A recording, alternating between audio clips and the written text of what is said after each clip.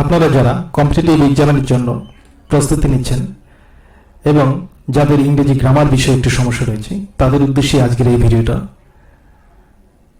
আমি আশা রাখছি যে যদি আপনারা আমার ভিডিওটা সম্পূর্ণ মনোযোগ সহকারে দেখেন নিশ্চয়ই উপকৃত হবেন।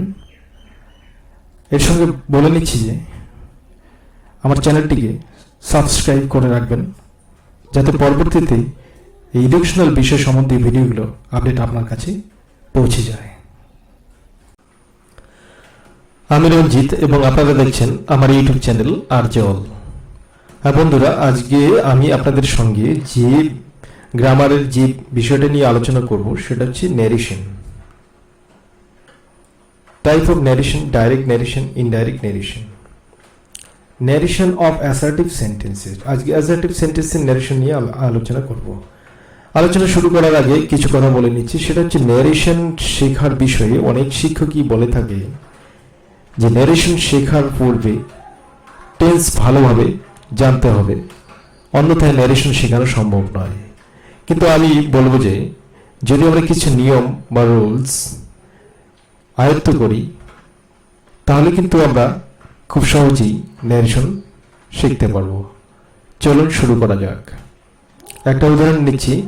Ram says oblique said I am ইল।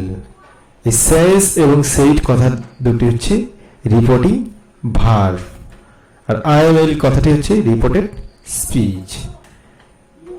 এবার হচ্ছে if reporting verb says, shall say, will say or universal truth, habitual fact, then no change of reported speech as per tense.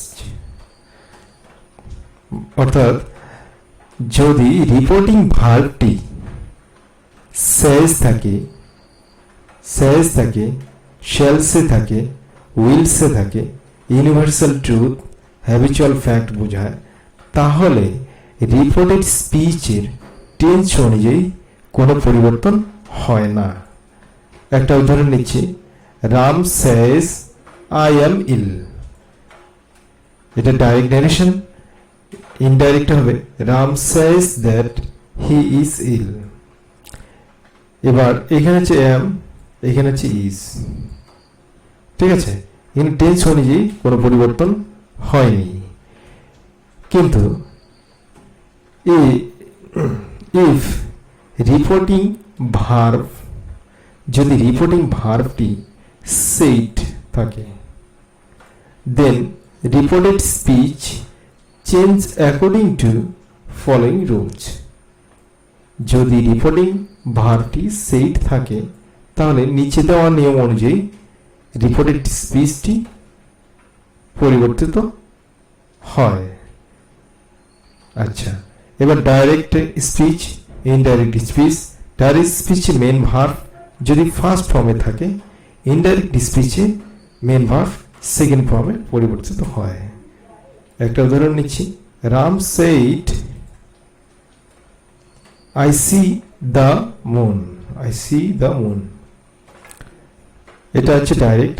এবার ইনডাইরেক্ট হবে Ram said that he saw the moon. দেখুন এখানে হচ্ছে said আছে, যার জন্য কি আছে সি, ভার্বের ফার্স্ট ফর্ম। সিটাই কিন্তু এখানে হচ্ছে স, ভার্বের সেকেন্ড ফর্ম।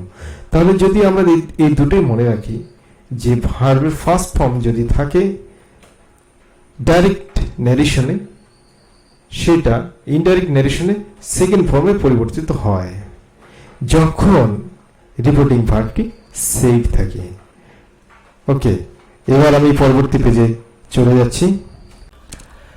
সেকেন্ড পেজটাতে চলে এসেছি। Direct speech, indirect speech.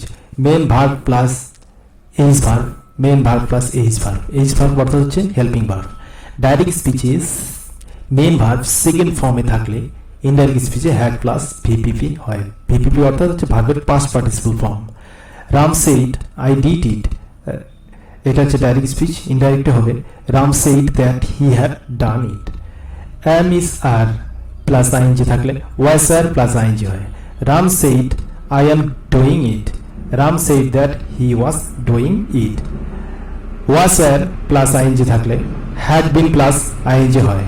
Ram said that he had been going. এখানে জায়গার অভাবের জন্য আমি শুধু ইনডাইরেক্ট স্পিচটাই দিয়েছি। ওয়াসার থাকলে ওয়াসারই হয়। Ram said I was happy. Ram said that he was happy. ওয়াসার প্লাস ভার্ব ফার্স্ট থাকলে ওয়াসার প্লাস ভার্ব ফার্স্ট হয়। Ram said that he was present there. এখানেও জায়গার অভাবের জন্য আমি ইনডাইরেক্ট স্পিচটাই দিয়েছি।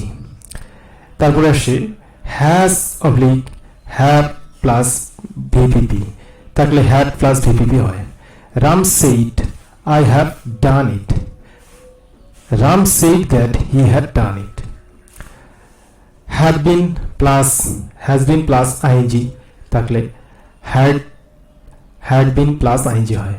Ram said that he had been suffering from fever. এখানে জায়গার অভাবের জন্য ইনডাইরেক্ট স্পিচটাই দিয়েছি।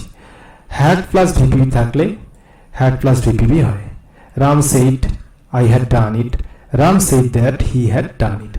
একটা নোট করেছি, students often change it into that in the indirect speech but it remain unchanged indirect speech. ঠিক আছে, কি ব্যাপারটা হচ্ছে অনেকেই ইটটাকে দ্যাটে পরিবর্তন করে, যেমন এখানে দেখাচ্ছি এই যে এই ইটটাকে অনেকেই ইনডাইরেক্ট স্পিচে দ্যাট দিয়ে ইউজ করে, তো ইট আনচেঞ্জ থেকে যাবে, ইটের কোনো পরিবর্তন হবে না। ওকে, এবার থার্ড পেজটাতে চলে যাচ্ছি। থার্ড পেজটাতে চলে এসেছি। Main verb plus H verb, main verb plus H verb. Shall plus verb first থাকলে শুড প্লাস ভার্ব ফার্স্ট হয়। ক্যান প্লাস ভার্ব ফার্স্ট থাকলে কোড প্লাস ভার্ব ফার্স্ট হয়। ডোন্ট অবলিক ডাজন্ট থাকলে ডিড নট হয়। Time plus position direct to indirect speech. Now থাকলে then, ago থাকলে before, here থাকলে there, this থাকলে those, today থাকলে দ্যাট ডে, টু নাইট থাকলে দ্যাট নাইট, টুমোরো থাকলে দ্য নেক্সট ডে, ইয়েস্টারডে থাকলে দ্য প্রিভিয়াস ডে। একটা বিষয় মনে রাখতে হবে যে মেন রিপোর্টিং ভার্ব যখন সেইড থাকবে, এই বিষয়টা কিন্তু মনে রাখতে হবে, সেইড থাকবে তখনই এই নিয়মগুলো কিন্তু ফলো হবে। ঠিক আছে, এর আগের পেজটা আমি দেখাচ্ছি।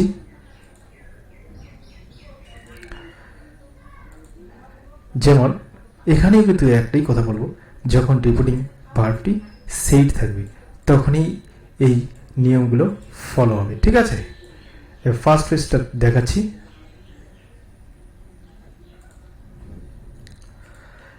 এখানেও একটা কথা বলবো, যখন সেজ থাকে তখন টেন্স অনুযায়ী তেমন কোনো পরিবর্তন হয় না, কিন্তু যখন সেইড থাকবে রিপোর্টিং ভার্বটি, যে সেইড আছে, যার জন্য এই নিয়ম অনুযায়ী কিন্তু এখানে ইনডাইরেক্ট স্পিচটি হয়েছে। তো আমার ভিডিও দেখে যদি আপনাদের ভালো লাগে বা আপনারা কিছুটা হলেও উপকৃত হন, তো আমি বলবো যে অবশ্যই আমার চ্যানেলটিকে সাবস্ক্রাইব করবেন। আর আশা রাখছি যারা ন্যারেশনে যাদের সমস্যা রয়েছে অবশ্যই এই ভিডিওটা মনোযোগ সহকারে দেখলে উপকৃত হবেন। তো আপনাদের ভালোবাসা আশীর্বাদ কামনা করছি। ধন্যবাদ।